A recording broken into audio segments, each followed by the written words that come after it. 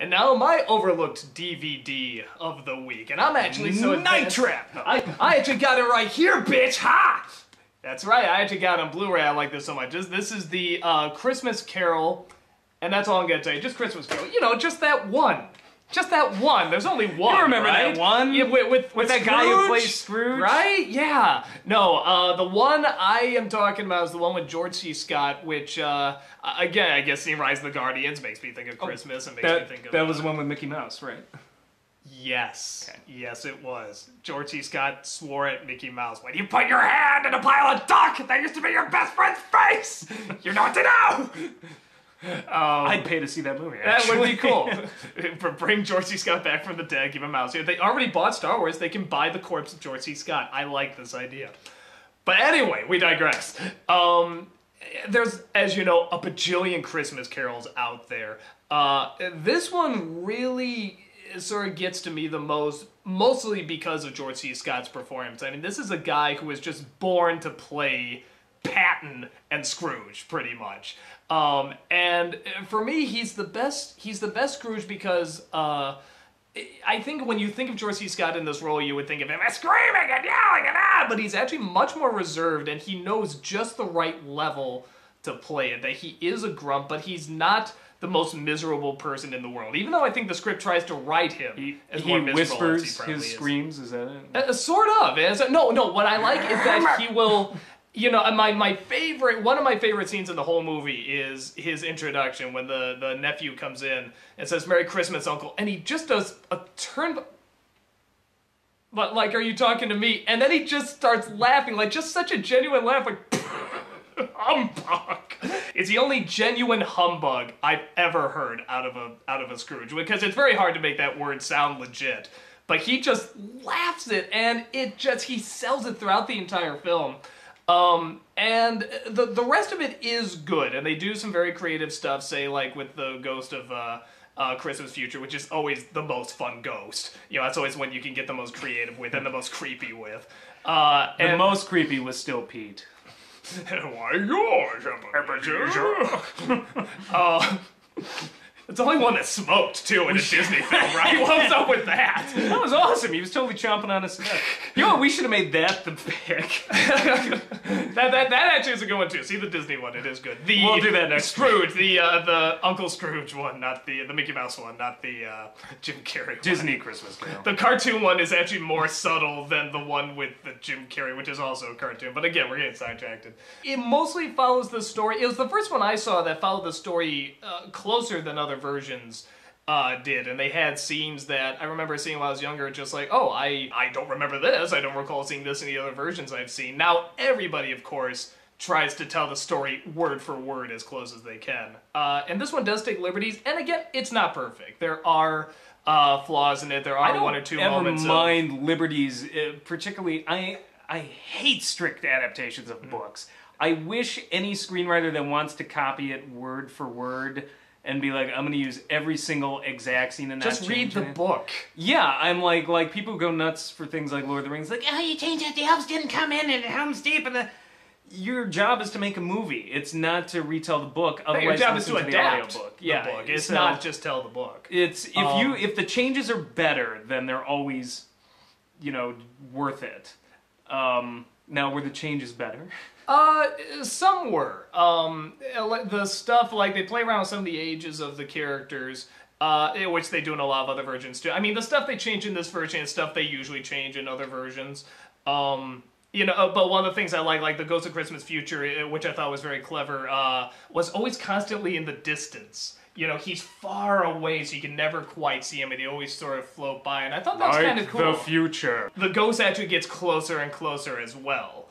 And I like that. I like it. It's the, that horrible looming of what's to come, and, the fear of it getting closer and closer. But again, for me, it does have good atmosphere. Sometimes the acting is overacting or underacting at times. But the real selling point is George C. Scott. If you just want to see an unbelievable scene in a Christmas Carol adaptation, look at the scene where he is looking at his father in the past, now as an old man, probably the same age as his father now, looking at him yell at his younger self, and the face he gives. that father. It's such an unbelievable face. It's such an unbelievable performance.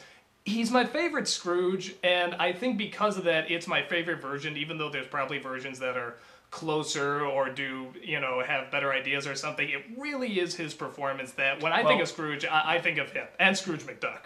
Yeah, I think you're touching on something which is, and it sounds so elementary, but I think a lot of Christmas carols get this wrong, is you have only two characters you need to successfully pull off in a Christmas carol.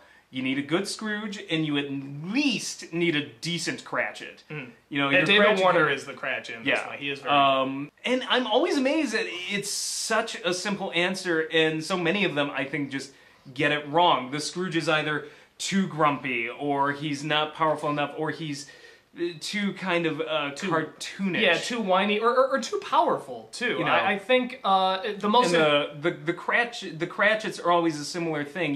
They're either so browbeaten they have no character, or they have they essentially just are just there as a plot device, which is always what Tiny Tim is. But I can give that a pass. All Tiny Tim needs to do is sit there, deliver his one line. This Tiny Tim is awful, by the way, in this movie. It's a horrible Tiny Tim. I'm sorry, I'm sure you're grown up now, but you were awful. It's one of the worst Tiny Tims I've ever seen. Merry Christmas, poor child actor.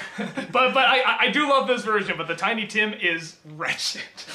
I will say this, they do make him look sick, which is something rare you see for Tiny Tim. Yeah, my problem with Tiny Tims is they're always supposed to be dying, and yet they obviously look like they just got pranced onto, thrown onto set, and, with rosy cheeks and everything. I was like, this kid looks sick. I will say this looks like a dying kid, but, he acts like he's already dead. But the Scrooge in this film, because I agree with you, is another reason why I also like the Alistair Sim version a lot. That is a good one, too.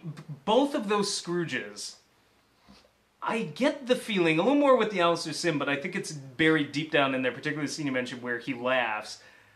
There's a part of them that I think they're self-aware to some certain degree that they're playing their intended audience, which is something a lot of Scrooges don't get. A lot of Scrooges I think are just like, I'm evil, I'm bad, I'm grumpy. There's something about Alistair Sim and George C. Scott that they have that little grin, that mischievous sort of sneer, almost like when they say things, like they should be boiled in their own pudding, that they know that what they're saying is so outrageous that they're looking for the rise out of someone else. Like, yeah, I hate Christmas, but I really also just want to get a rise out of you. Like, I'm going to play this up so much just because I don't like the holiday, and ooh, dance, puppets, dance, And that mischievous quality is something that I think makes Scrooge in some ways endearing, because all you've done is taken that quality, that mischievous quality, for bad in the first part of the story, and Dickens, I think, twists it on its edge. So at the end, he's still mischievous. He comes in faking, chewing Cratchit out, hiding the toys. He's a dick. It's the same reason. But he's a nice dick. It's the same reason you like the Grinch. You have to have some likability, and I will say the most important thing, and this is something weird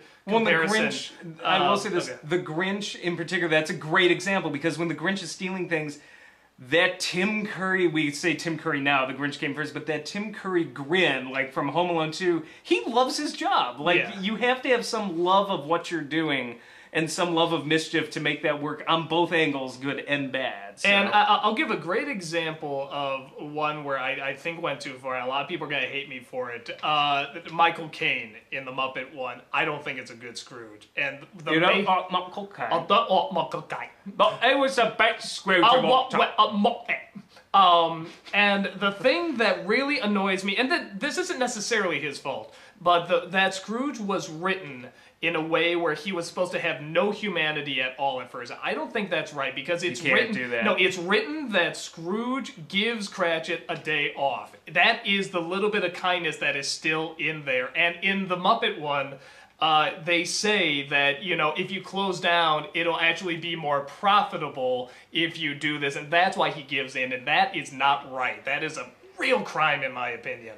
Well, and the problem is there always is still, I mean, that was the point of the Dickens tale, there always is still that love of Christmas buried underneath there when he sees old Fezziwig, in the past, when he reminisces about his sister. That humanity was always there, it was just buried. Yeah, it just has to be brought up again. Yeah, when he realizes he made a mistake throwing the love of his life out, it always is there, and I think to just dehumanize him is the biggest mistake bad Christmas carols make. So the one you picked in the Alistair sim, I think, are good.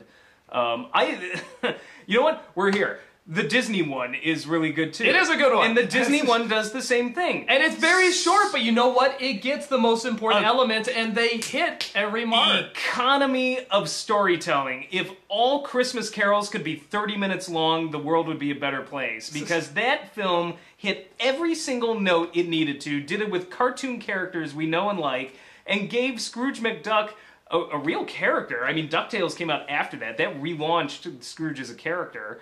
And it was the same thing. He had humanity. When he goes back in time and sees old Fezziwig, he's genuinely happy. When he sees himself breaking up, he's like, you know, Spirit, don't show me these things. I cheat! Yeah, and at the end, you know, when he... Spirit, whose grave is this?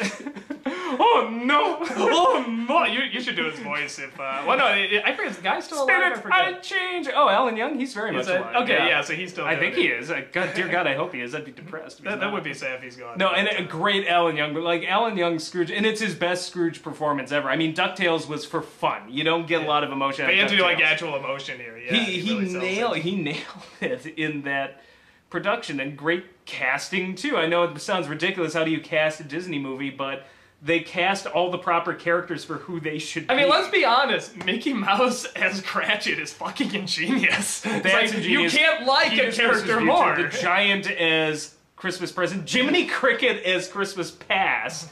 You know, I mean, it's just like... Where's Pete as the one of you? Why, it's yours, Ebenezer. So, but, I mean, so... That's two good Christmas carols right Three there. great Christmas Three if you carols. include the Alistair Sims one. So you got more than you bargained for. Yeah, so there. That's like 3 fast reviews for you there. But, you know, like I said, the one George C. Scott is often overlooked and not looked at nearly enough. And I think it's definitely worth checking out. So go, see it, enjoy it. And then watch Scrooge McDuck. Spirit. Spirit.